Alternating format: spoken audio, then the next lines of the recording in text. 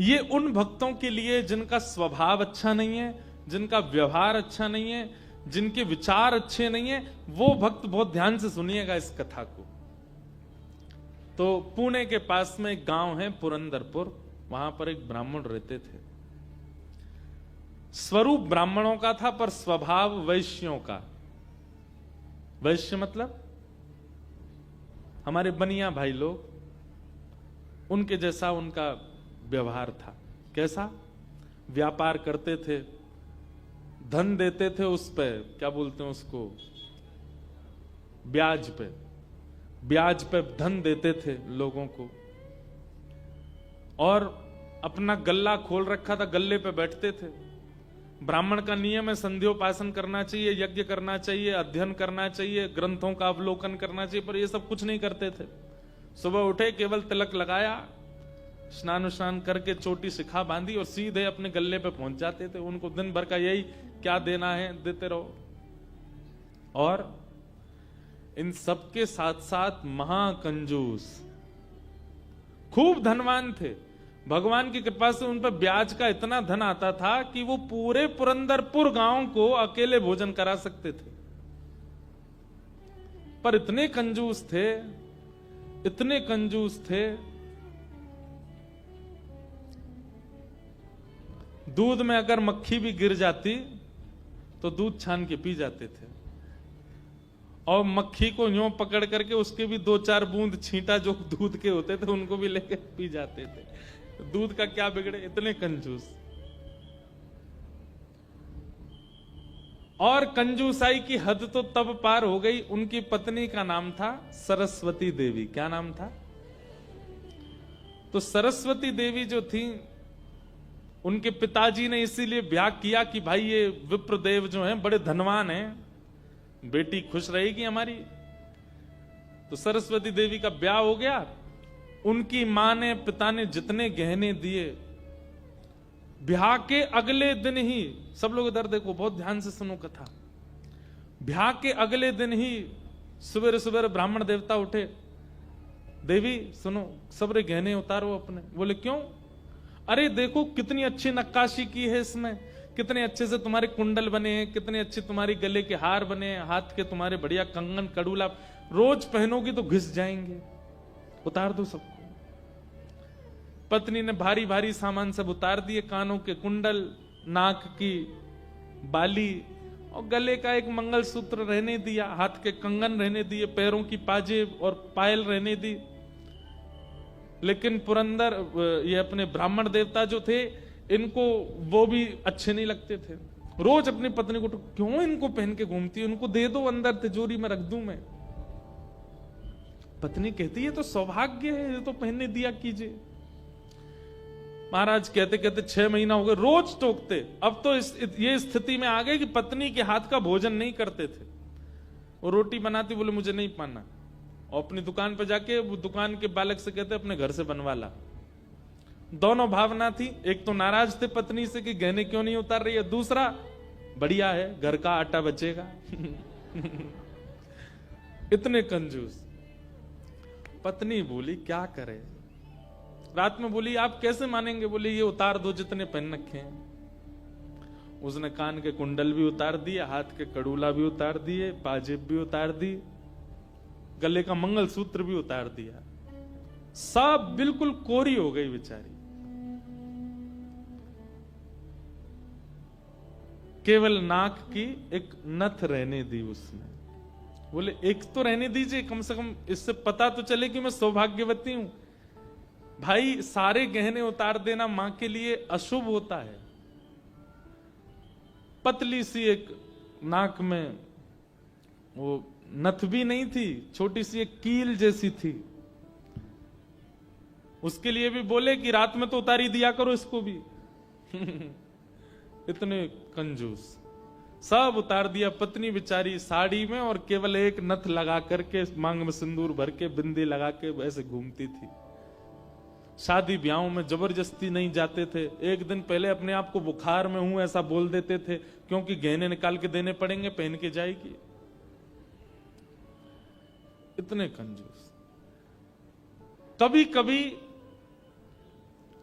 जो व्यक्ति अति में संसारी होता है ना, ठाकुर जी को उस पे भी बड़े मजे आते हैं देखने में। ठाकुर जी कहते हैं, मतलब एक बात हमारी सुनना बहुत ध्यान से, इधर देखना सब लोग।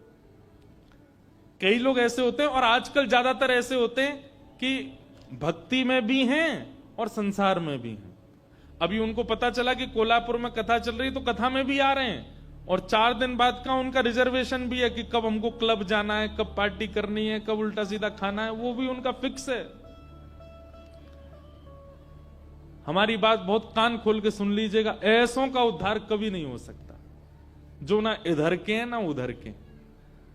हम अपनी कथा में स्पष्ट कहते हैं, एक ठौर पकड़ो, या तो ठाकुर जी को ही पकड़िए, और संसार में अगर जाना बहुत रुचिकर लगता है तो उसी को ही पकड़िए, ये बीच में मत घूमा कीजिए। कथा हुई तो यहां आ गए, और कभी कुछ उल्टे सीधे काम हुए तो वहां भी चले गए।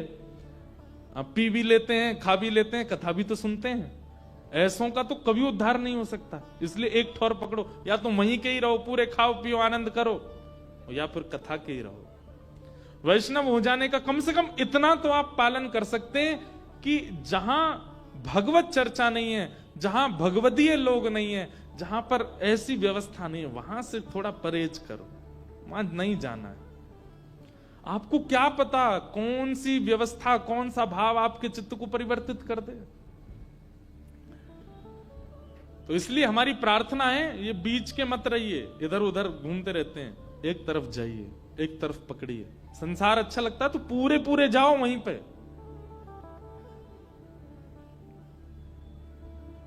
तो कभी कभी ठाकुर जी पूरे पूरे संसारियों पे भी ठाकुर जी रीझ जाते हैं। ठाकुर जी बोले, भाई ये ब्राह्मण देवता बड़ा बहुत अच्छा लग रहा हमको। क्यों? बोले इतना कंजूस तो हमने कभी नहीं देखा है, बहुत भयंकर कंजूस है। ठाकुर जी का मन आ गया उस पर। अच्छा, जो पत्नी थी ना सरस्वती देवी, वो बड़ी भक्ता थी, वो तो नाम जप भी करती थी, वो दर्शन करने के लिए भी जाती थी, लेकिन ये नहीं जाते थे उसके साथ। वो अपने माता पिता के मायके जब जाती थी, मायके वाले लेके जाते थे उसको दर्शन कराने, ये तो कभी नहीं लेके जाते थे, तो कंजूस थे, खर्चा होगा। और मायके भी खुद नहीं लेके जाते, इनके भाइयों से बोल देते, बोले तुम्हें ही आके ले जाओ, उसमें भी खर्चा ना हो मेरा। सोचो कितनी ऊंचे लेवल के कंजूस। तभी ठाकुर जी का मन आ गया इस पे, तो इसको देखूं मैं एक बार। और हमारे श्री पंडरीनाथ भगवान, श्री विठल भगवान एक दीनहीन से ब्राह्मण का रूप धारण किया, फटी सी धोती पहनी, कुचैली मैली सी कुर्ता पहने, और पुराना काला सा जनेऊ धारण किया, और महाराज ऐसी तिलक सा लगा करके बिल्कुल दीनहीन, झुर्रियां पड़ रही हैं मुखमंडल पर, और ऐसे हाथ जोड़ते हुए इनके दुकान पर पहुंच गए। रूप रंग देख करके ही पहले तो ब्राह्मण देवता समझ गए, बोले अरे ये और आ गया, ये कुछ देना वेना तो है नहीं, मांगेगा। कहो तन पे नहीं लगता, चल दिए कलकत्ता, क्या करने आए हो? ठाकुर जी बोले, बहुत गरीब ब्राह्मण हूं मैं, मेरी बेटी का ब्याह होने वाला है, अपनी पुत्री का ब्याह करना है मुझे, और मुझे ब्याह के लिए थोड़ी व्यवस्था चाहिए धन की। आप तो बहुत बड़े धनवान सेठ हैं, कृपा कर दीजिए ना, कुछ दे दीजिए मुझको, मैं अपनी बेटी का ब्याह कर दूंगा और थोड़ा ठीक हो जाएगा। या तो धन दे दीजिए, नहीं तो कुछ सामान दे दीजिए, सामग्री दे दीजिए, मैं उसी से कुछ ना कुछ तो व्यवस्था करूं। तो ये जो ब्राह्मण थे ना, ये जबरदस्ती रफू की हुई धोती और कुर्ता पहन के जाते थे कि कोई मांगने वाला आ जाए तो उसको दिखा दूं, देखो मेरे खुद के कुर्ता फटे, मैं तुमको कहां से दूं। तो ठाकुर जी को दिखाने लगे, ये देखो मेरी धोती यहां से उधरी हुई है, मेरा कुर्ता यहां से फटा हुआ, कैसे तुमको दूं, मैं खुद नहीं अपने नए खरीद पा रहा, तुमको कहां से दूं भाई। ये सब तो केवल बाहर का दिखावा है, मेरे पर कोई पैसा वैसा कुछ नहीं है, दूसरों का धन ले रखा है मैंने। भैया चलते बनो, कहीं और जाओ, किसी और से मांगो, भगवान करे तुम्हारी बेटी का ब्याह बहुत अच्छा हो। बोले मुझे या तो धन दीजिए, नहीं तो मैं यहीं बैठा रहूंगा। ठाकुर जी जिद पे आ जाएं तो उनको कौन हटावे। ठाकुर जी वहीं बैठ गए द्वार पे, बोले मुझे धन दो, ऐसे तो नहीं जाऊंगा, मैं आपके दर पे आया हूं, कुछ तो लेके जाऊंगा, मेरी बेटी का ब्याह है। अंत में हार करके ब्राह्मण बोला, देखो मैं ऐसे नहीं देता हूं, कुछ लाओ, मेरे पास गिरवी रखो, पैसा ले जाओ, और जब पैसा हो जाए तो पैसा देके अपना सामान ले जाना, तुम पे है कुछ देने के लिए? ठाकुर जी बोले, मुझ पे तो कुछ भी नहीं है, मुझसे कुछ काम करा लीजिए दुकान में, मैं ये कर दूंगा, आपकी साफ सफाई कर दूंगा, इतना कर सकता हूं, उसके बदले कुछ दे। बोले उसकी जरूरत नहीं है, सब है नौकर चाकर मेरे पास, मैं तुम्हें बस इतना कह सकता हूं, कोई मूल्यवान सामग्री दो, पैसा ले जाओ, और जब पैसा हो जाए तो पैसा वापस दे के सामग्री ले जाना। मतलब इतना भी दान नहीं कर सकता मैं।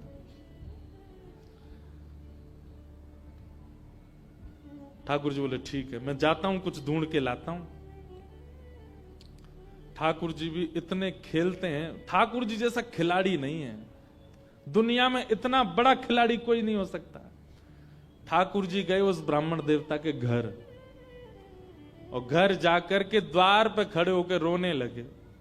इतना रोए, भीतर से सरस्वती देवी निकल के आई। अरे अरे अरे अरे ब्राह्मण देवता, आप इतना रो क्यों रहे हैं, क्या बात है? छोटी सी मेरी लाली बड़ी हो गई है, उसका ब्याह के लिए मैं बहुत दिन से वर ढूंढ रहा था, बड़ी मुश्किल से एक लड़का मिला है, अपनी बेटी का ब्याह करना है। बहुत जगह ठोकरें खा के मांगा मैंने, मुझे किसी ने सहायता नहीं दी, अंत में तुम्हारे द्वार आया हूं, यहां भी नहीं मिला, बेटी को क्या मुंह दिखाऊंगा, यहीं प्राण त्याग दूंगा, जहर मेरी जेब में ही रखा है। सरस्वती देवी तो बेचारी बड़ी भावुक, भक्त का इस स्वभाव है कि वो दूसरे की पीड़ा देख ही नहीं पाएगा, तब समझो वो भक्त है। जो दूसरे की पीड़ा देख ले और देख करके भी बिल्कुल उसका मन घबराए ना, मन बिल्कुल नेत्र सजल ना हो, समझना उसमें भक्ति भाव उचित है नहीं। सरस्वती देवी तो रोने लगी, आंखें लाल पड़ गई, बोले भगवान मेरा मन अगर मुझ में सामर्थ होती मैं पूरा घर आपको दे देती, पर मैं क्या करूं? मेरे पतिदेव इतना प्रतिबंध लगा के रखते हैं कि मैं स्वयं ऐसे रहती हूं, मैं आपको क्या दूं? ठाकुर जी तो इतने पछाड़ खा के गिर पड़े, अरे हाय राम, अब तो मैं जहर खाना ही पड़ेगा, निकालू कहां है? सरस्वती देवी, रुकी रुकी रुकी, ऐसा मत कीजिए भगवान, चरण पकड़ूं आपके, मेरे पास एक ही वस्तु है। और तुरंत अपनी नाक की जो कील थी वो निकाली, और निकाल करके बोले ये ले जाइए, इससे थोड़ा बहुत धन आपको मिल जाएगा, स्वर्ण की है, आप अपनी बेटी का ब्याह तो नहीं कर पाएंगे पर कुछ व्यवस्था तो हो जाएगी आपकी। ठाकुर जी ने तुरंत, जहर भी पता नहीं कहीं गिर गया था, बढ़िया तुमने दे दिया, अब मैं कुछ कर लूंगा व्यवस्था। ठाकुर जी वो कील उसकी नाक की ले ली और सीधे गए उस ब्राह्मण की दुकान पर। देखो कितने उद्यमी हैं ठाकुर जी, और उसके दुकान पर जाके सीधा ले ले, और इसके बदले अब ला पैसा दे मुझको, तू कह रहा था ना कुछ सामान दो उसके बदले पैसा मिलेगा, ये ले सोने की कील नाक की धर ले अपने पास, ला पैसा दे। ब्राह्मण देवता ने जैसी कील देखी, ये आपको कहां से मिली? बोले उससे तुझको क्या, तू पैसा दे। मुझे कहां से मिली इससे तेरे को मतलब नहीं होना है, तू पैसा दे मेरे को, मेरी बेटी का ब्याह है, और अब मैं तेरे से भीख नहीं मांग रहा हूं, चीज रख के गिरवी तब ले रहा हूं, ला दे। बेचारा फंस गया, वो क्या करे, वो 3-4 बार सोचे, बोले मिली कहां से? बोले तू मत सोच, मुझे पैसा दे। कील उसने तिजोरी में अंदर रखी, ताला लगाया, और उसका जो धन होता था वो धन ठाकुर जी को दिया। ठाकुर जी ने जेब में धरी, निकल गए वहां से। ब्राह्मण ने अपनी भुजा ऊपर करी, बोले इसको बताता हूं, ये बहुत दानवीर बनती है अपने मन में, मैंने इसको बोला था एक कील पहने, वो तो बहुत अच्छी कृपा मुझ पर ठाकुर जी की, जो मैंने इसके सारे गहने उतरवा दिए, नहीं तो सब दान कर देती, एक कील छोड़ी वो भी दान कर दी किसी को।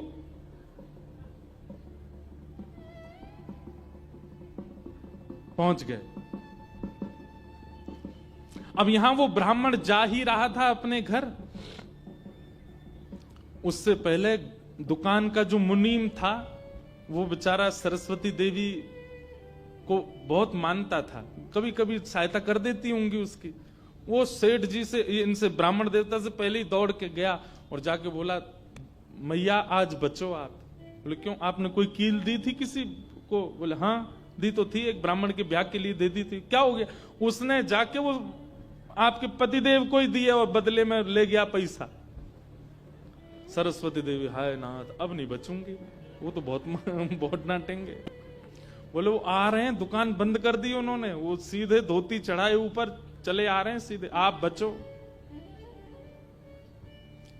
सरस्वती देवी बोली कहां जाऊं? हे पांडुरंगा, हे विठलनाथ, हे मेरे प्राणनाथ, मेरी रक्षा करो।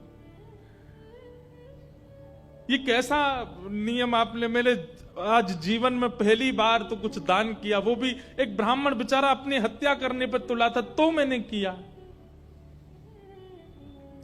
ये कैसा आपने खेल किया ठाकुर जी, कैसे भी मेरे पति को रोको। लेकिन इतनी डरती थी अपने पति से, इतनी व्याकुल हो गई, तुरंत विष ले लिया। बोली कि मैं उनका क्रोध नहीं सह पाऊंगी, उनकी मार पिटाई डांट नहीं सह सकती, उससे अच्छा तो मैं प्राण त्याग दूं अपने। और श्री पांडुरंग भगवान विठल की सामने सुंदर चित्रपट था, उसी के सामने नेत्र सजल हैं, हाथ में विष का प्याला लेकर के, और बस देखती जा रही है। बोले नाथ मैंने किसी और उद्देश्य से नहीं किया, केवल एक ब्राह्मण की पुत्री का ब्याह हो जाए इसलिए किया, मेरे पति मुझे छोड़ेंगे नहीं, इससे अच्छा मैं प्राण ही त्याग रही हूं। मुझे पता है शास्त्रों में प्राण आत्महत्या करना जघन्य अपराध है, पर मेरे पास और कोई उपचार नहीं है। और जैसे ही अपने मुख से लगा करके विषपान करने लगी, इतने में ही ऊपर से वो नाक की कील आकर के उसके पात्र में ही गिरी, और जैसी खन्न से आवाज हुई, नेत्र खोल करके देखा, भीतर अपने हाथ को डाल करके जैसे ही निकाला तो वही नाक की कील उसके हाथ में आ गई। और नाक की कील हाथ में आते ही इतने में ही वो ब्राह्मण का प्रवेश हुआ। प्रवेश होते ही उसने भीतर से किवाड़ लगाई, ढूंढने लगा कहां है, कोई साधन मिले इसको बताता हूं। पत्नी सामने खड़ी थी, कहिए कहिए, आज कुछ कहूंगा नहीं, आज तो करूंगा, तू बता तैने किसी को दान कैसे किया बिना मुझसे पूछे? तू क्या दान किया? तेरी नाक की कील कहां है बता? पत्नी ने अपना हाथ आगे किया, ये रे। उस ब्राह्मण ने जाकर के कील उठाई, तेरे पास कहां से आई? बोले मेरे पास ही थी। नहीं ये तेरे पास नहीं है, ये तो मेरे पास वहां रखी है तिजोरी में भीतर, चाबी मेरी यहां डली हुई है, तेरे पास कहां से आई? बोले मेरे पास ही है, अब बहुत दिन से पहनी हुई थी, साफ करने के लिए उतारी थी थोड़ी सी। ऐसा हो ही नहीं सकता है, मैंने इसके बदले मूल्य दिया है एक ब्राह्मण को, और ये मेरी तिजोरी में रखी है, चाबी मेरे पास है। तो रुक, अभी रुक, मैं अभी जाता हूं। और कील अपने संगी लेके गया, गए, जाकर के दुकान खोली, चाबी लगा करके खोली तिजोरी, जैसी खोल करके देखा उसमें वो कील थी नहीं, वो हाथ में थी। ब्राह्मण बोला ये कोई स्वप्न नहीं है, ये कोई अचंबा नहीं है, ये कुछ और है। नेत्र सजल हो गए, दौड़ करके घर आया, बोले मुझे सच बताओ क्या हुआ? पत्नी बोली सच बताऊं? बोले हाँ, मैंने ही ब्राह्मण को दी थी। हाँ वो ब्राह्मण वृद्ध सा, उसके कुर्ते फटे थे, उसकी धोती उधरी सी थी। बोले हाँ उसी को दी थी, वो मुझे दे के गया था और मैंने ये तिजोरी में रखी, तो फिर तेरे पास आई कैसे? बोले मुझे जब पता चला कि आप क्रोध करके आएंगे और मेरे को बहुत सुनाएंगे, डांटेंगे, मारेंगे, तो मैंने सोचा कि मैं इससे अच्छा तो अपने प्राण त्याग दूं। और मैं पांडुरंग के सामने रोते हुए विष लेकर के हाथ में पीने को हुई, इतने में ही आपका घुसना हुआ और ऊपर ना जाने कहां से वो नाक की कील आकर के इसमें गिर पड़ी। ये किसी और ने नहीं, और वो ब्राह्मण कोई और नहीं, साक्षात पांडुरंगा ही थे, वही आए थे, वही आए थे, वही ये सारी लीला करके गए हैं। मैंने जीवन भर भजन किया, जीवन भर विचार किया, दान करूं, पुण्य करूं, सत्कर्म करूं, यज्ञ करूं, पर आपने मुझे कभी अनुमति नहीं दी। अरे दुनिया के लोग कमाते हैं और दान करते हैं, पर हम कितने भाग्यशाली हैं कि स्वयं पांडुरंगा आए और आकर के हमारे कमाए गए धन को स्वयं लेकर के दान करवा के गए, ब्राह्मण बन के स्वयं अपने हाथ में लेकर के गए। ये आप पर और मुझ पर कृपा है। उसी समय ब्राह्मण ने मन में सोचा, मैंने जीवन में एक कार्य भी अच्छा नहीं किया, मैंने जीवन में एक कृत्य भी ऐसा नहीं किया जिससे ठाकुर जी मुझसे प्रसन्न हो, लेकिन मैं इतना अधम, इतना पापी, इतना दुष्ट, इतना अयोग्य, फिर भी मुझे ठाकुर जी ने इस योग्य समझा। और योग्य क्या समझा, मेरी दुकान पर आकर के ठाकुर जी याचना कर रहे थे कि मैं कुछ दे दूं। मैं कितना बड़ा दुर्भाग्यशाली कि ठाकुर जी मेरे द्वार पर आए और मैंने कुछ नहीं दिया उनको, उनसे हट किया, उनसे कहा कि कुछ लेके आओ तभी तुमको दूंगा। मेरी वजह से ठाकुर जी को श्रम सहना पड़ा। कितने कृपालु हैं बंधुओं ठाकुर जी, आपके अवगुण नहीं देखते। मैं एक बात कथा में कहा करता हूं कि मानव में और परमात्मा में अंतर क्या है। मानव वो जो सब अत्यंत गुणवान में भी अवगुण देखता है, और ठाकुर जी कौन, जो अत्यंत अवगुणी में भी एक गुण देख लेते हैं, इसमें ये गुण है। हम आप कैसे हैं, हमारे सामने 100 प्रशंसा कर दी जाए एक व्यक्ति की, वो व्यक्ति हमारे सामने आ जाए तो हम उससे 5 मिनट मिलने के बाद जब वापस जाएंगे तो वो कहेगा, बताओ कैसा था, अच्छा था ना लड़का, मैंने उसके बारे में तुमको बताया था, अच्छा ठीक था, लेकिन उसमें भी ये कमी थी। हम कमी बहुत जल्दी ढूंढ लेते हैं। और ठाकुर जी अत्यंत अयोग्य, अत्यंत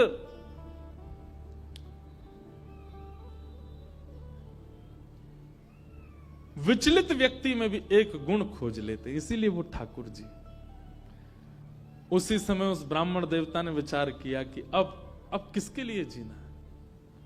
अपनी दुकान बंद कर दी, दुकान को बेच दिया, घर को बेच दिया, और पत्नी के साथ आ गए श्री पंढरपुर।